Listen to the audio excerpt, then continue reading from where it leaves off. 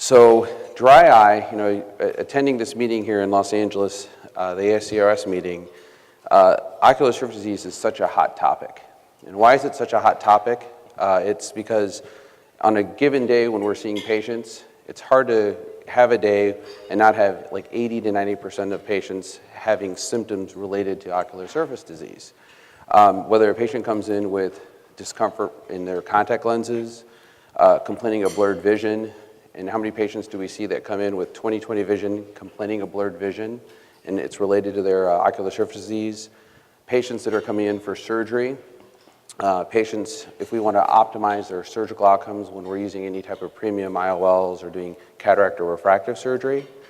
And there's a huge benefit to addressing these patients because a lot of times these patients are blown off, and if they're blown off, they go seek care at another practice. So it generates, it's a great practice builder, and it creates a lot of word-of-mouth referrals.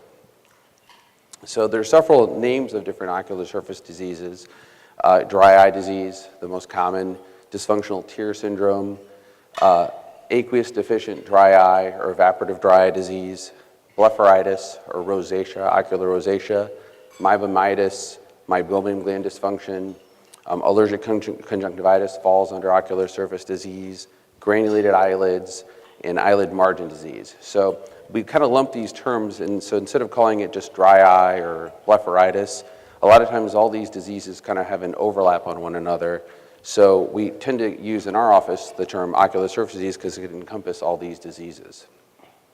Looking at some of the pathophysiology of these diseases, a lot of patients have susceptibility, and they used to teach us who were older patients, female patients, and now we see a lot of susceptible patients that are younger, a lot of computer users, people who are in arid environments, but it's typically the aging patient, the patient that may be like a menopausal woman or even the androgen deficient man.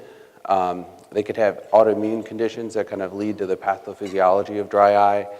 Environmental triggers where a lot of even people in our offices now with electronic records, we stare at a computer screen all day. That decreases our blink rate, and that has an immune effect because it creates inflammation on the surface of the eye. Because of all these inflammatory changes that occur on the surface of the eye, we have different ways of assessing osmolarity, lactoferrin levels, MMP9 levels. So we used to think that only patients that had autoimmune disease had an inflammatory dry eye, but obviously in the last decade we've learned that almost all dry eye has an inflammatory component to that.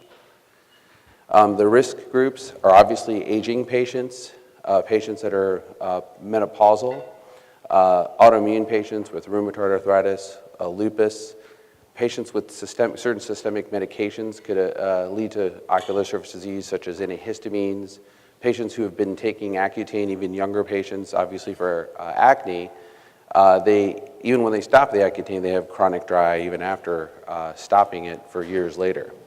Antihypertensives, especially diuretics, antiandrogens such as tamoxifen, anticholinergics, antihistamines, antidepressants cause a decreased blink rate and could lead to dry eye.